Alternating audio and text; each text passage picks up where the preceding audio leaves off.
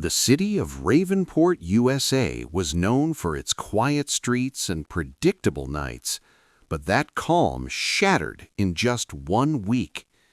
It started on a Monday.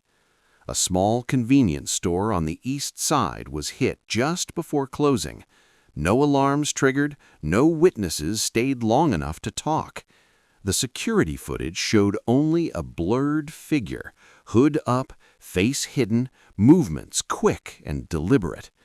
The thief didn't take much, just cash and a few valuables, but the confidence was unsettling. By Wednesday, the city realized it wasn't an isolated incident. A family home near Maple Avenue was broken into while the owners were asleep upstairs. The intruder moved like a ghost. No forced doors, no broken windows. Jewelry gone, laptops gone. Still no solid clues. By Sunday night, 10 robberies had been reported. Each crime was different, sometimes a shop, sometimes a house, but the pattern was clear. The thief struck fast, left no trace, and vanished before police arrived. The media gave him a nickname, the Midnight Walker. Inside the Raventon Police Department, tension was rising. Detective Aaron Cole, a veteran officer close to retirement, stared at the crime board filled with photos and red strings. "This guy's not random," he said. "He's testing us." Patrol units were doubled, checkpoints were set up, officers worked overtime. Still, the robber slipped through every trap. What worried Aaron the most was the escalation. The latest robbery involved a closed electronics warehouse, locked, secured, and monitored, yet the thief walked out undetected. Whoever this was, he was learning, adapting. "We're always one step behind," a young officer muttered during briefing. That's when Captain Linda Harris brought up an option the department rarely used. "We still have K9 Unit Echo," she said. The room went quiet. Echo wasn't just any police dog. He was a Belgian Malinois, fast, intelligent, and trained for long-distance scent tracking. He had helped crack major cases before, but he hadn't been deployed in months due to an injury scare. "If we bring Echo in," Captain Harris continued, "this turns into a manhunt." Detective Cole nodded slowly. "And if the Midnight Walker realizes we're using a dog, he might get desperate." Outside, rain began to fall over Raventon, washing the streets clean, erasing footprints, killing evidence. Somewhere in the city, the thief was already planning his next move. And for the first time, the police were about to fight back with their most dangerous weapon. But none of them knew that this chase wouldn't end cleanly, and that Echo would pay a price no one expected. By Monday night, Raventon no longer felt like the same city. Streetlights stayed on longer. Shop owners slept behind counters with bats nearby. Neighbors whispered instead of greeting each other. Fear had settled in quietly, just like the thief himself. At the police station, Officer Jake Miller clipped a leash onto Echo's harness. Echo stood alert, ears up, muscles tense, eyes sharp with focus. Despite the scars from an earlier operation months ago, the dog looked ready, almost eager. "Easy, boy," Jake whispered. "Tonight's just a test." Detective Cole watched from across the room. "If this guy's as smart as we think," he said, "he'll change his routine once he senses pressure." And that pressure came quickly. A silent alarm went off at a small jewelry shop downtown around 1:40 a.m. Officers arrived within minutes. The glass door was untouched, but the back window was cracked just enough for someone slim to slip through. Echo was brought in immediately. The dog lowered his nose, sniffing the air, the floor, the edge of the broken window. Then his body stiffened. Echo barked once and took off. Jake ran behind him, shouting updates into his radio as Echo pulled hard on the leash. The scent trail led through an alley, across a wet street, and into a construction zone filled with mud and steel beams. Suddenly, Echo stopped. His ears flattened. He circled slowly, confused. "The rain's messing with the trail," Jake said, frustration in his voice. But then Echo caught something again, faint, broken, but real. They followed the trail to a dead end behind an abandoned parking structure. No suspect, no movement, just darkness. The midnight walker had escaped again. But this time, something was different. Echo began growling, not at the ground, but at the shadows above. Officer Miller looked up just as a loose metal pipe crashed down inches from them. Someone had been watching. Whoever the thief was, he knew the dog was there. Back at the station, Captain Harris slammed her hand on the table. "He's taunting us now." Detective Cole frowned. Or he's testing Echo, seeing what the dog can do. The next morning, surveillance footage revealed something chilling. The suspect had doubled back during the chase, moving across rooftops. He had planned his escape before the alarm ever sounded. "He's not just fast," he said, "he's prepared." That night, Echo refused to rest. He paced his kennel, alert, restless, almost anxious. Jake noticed fresh scratches on Echo's side, probably from the construction site, but Echo didn't whimper. He only stared at the door. As if he knew the hunt wasn't over. As if he knew the midnight walker would strike again, soon. And next time, the thief wouldn't just run, he would fight back. The next robbery happened sooner than anyone expected. Just 2 nights later, at 2:17 a.m., a distress call came in from the North Harbor District, a residential area with narrow streets and old houses stacked close together. A homeowner reported movement inside while hiding in a locked bathroom. Police units rushed in. Echo was deployed immediately. This time, there was no hesitation. The moment Echo stepped onto the porch, he caught the scent. His body leaned forward, claws digging into the wood, breathing sharp and focused. Officer Jake barely had time to tighten his grip before Echo surged ahead. The trail was strong, fresh.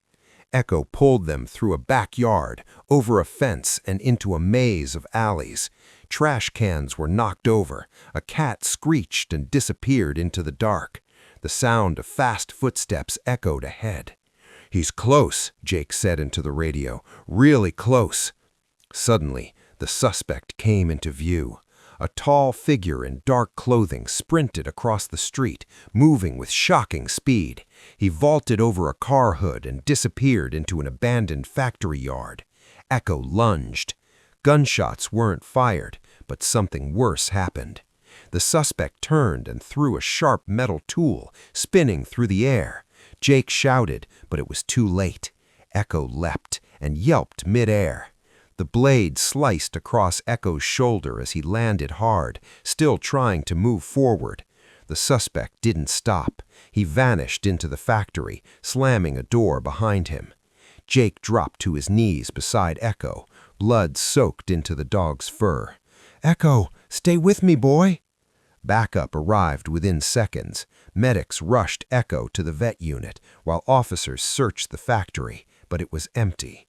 Hidden exits, planned routes. The midnight walker was gone again. This time, the city reacted with anger instead of fear.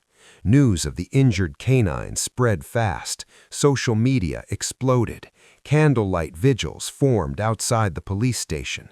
Kids drew pictures of Echo with bandages and badges. Inside the hospital, Echo lay still, breathing slow but steady. The vet said the wound was deep but not fatal. Recovery would take time. Officer Jake sat beside him all night. "I'm sorry, I should have seen it coming." Detective Cole stood in the doorway, jaw tight. This just became personal. Captain Harris authorized full resources, drones, undercover units, expanded surveillance. The Midnight Walker had crossed a line.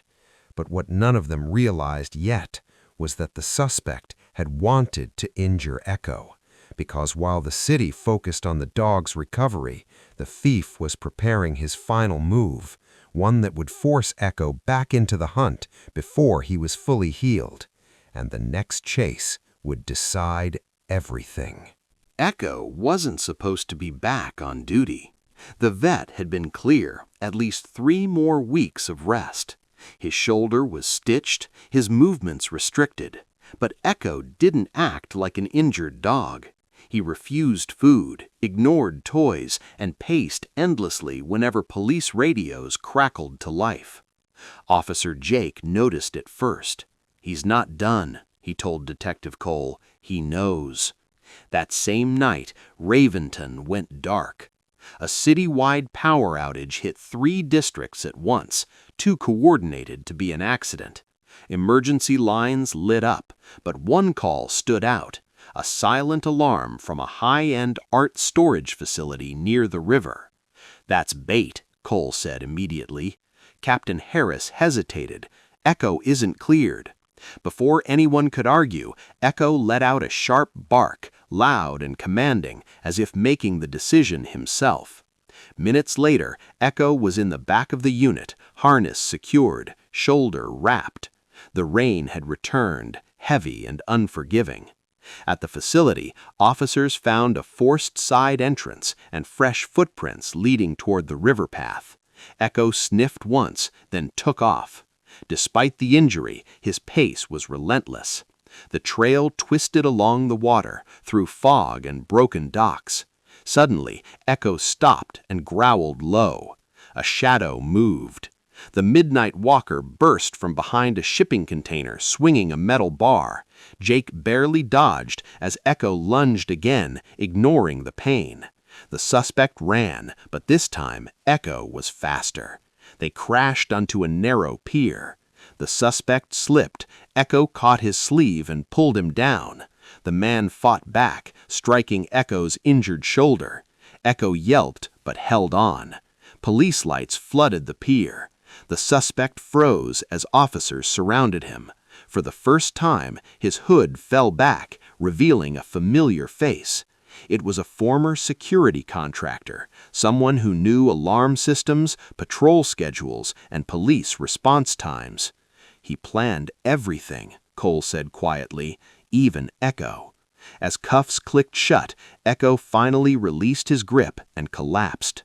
Jake rushed to him, fear in his eyes, but Echo lifted his head, tail moving weakly.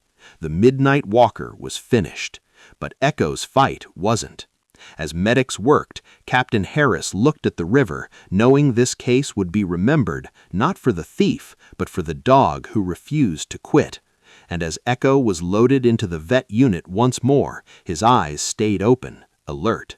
Because heroes don't know when to stop, and some battles leave scars that never fully heal. 3 months later, Raventon felt like itself again. Storefronts stayed open late. Kids rode bikes past sunset. The Midnight Walker's name slowly faded from headlines, replaced by new stories, new worries. The city moved on, as cities always do. But inside the Raventon Police Department, one story never disappeared. Echo's recovery was slow. The second injury had been worse than the first. Nerve damage in his shoulder meant he would never sprint the same way again. The vets were honest.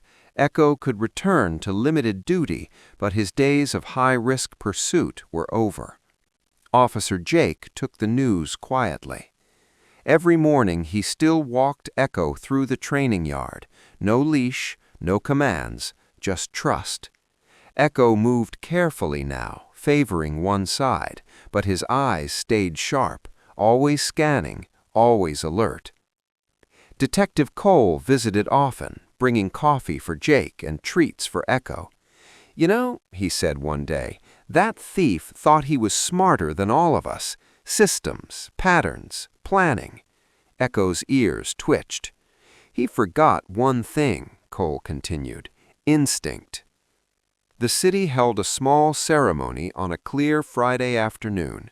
No cameras, no speeches meant for headlines, just officers standing in formation as Captain Harris knelt and placed a silver badge on Echo's harness. "For extraordinary service," she said, "and uncommon courage." Echo didn't understand the words, but he felt the hands, the respect, the familiar presence of his pack. Jake later declined a transfer to a larger department. Instead, he accepted a new role, training young canine handlers, using Echo as a demonstration dog. "He can't chase anymore," Jake explained, "but he can teach." And Echo did. He taught patience, focus, the quiet power of restraint. Recruits watched him work scent drills slowly, deliberately, proving that speed wasn't everything, commitment was. Late one evening, Jake and Echo sat outside the station, watching patrol cars roll out. Echo rested his head on Jake's boot. "You saved a city," he whispered, "even if they forget." Echo's tail thumped once.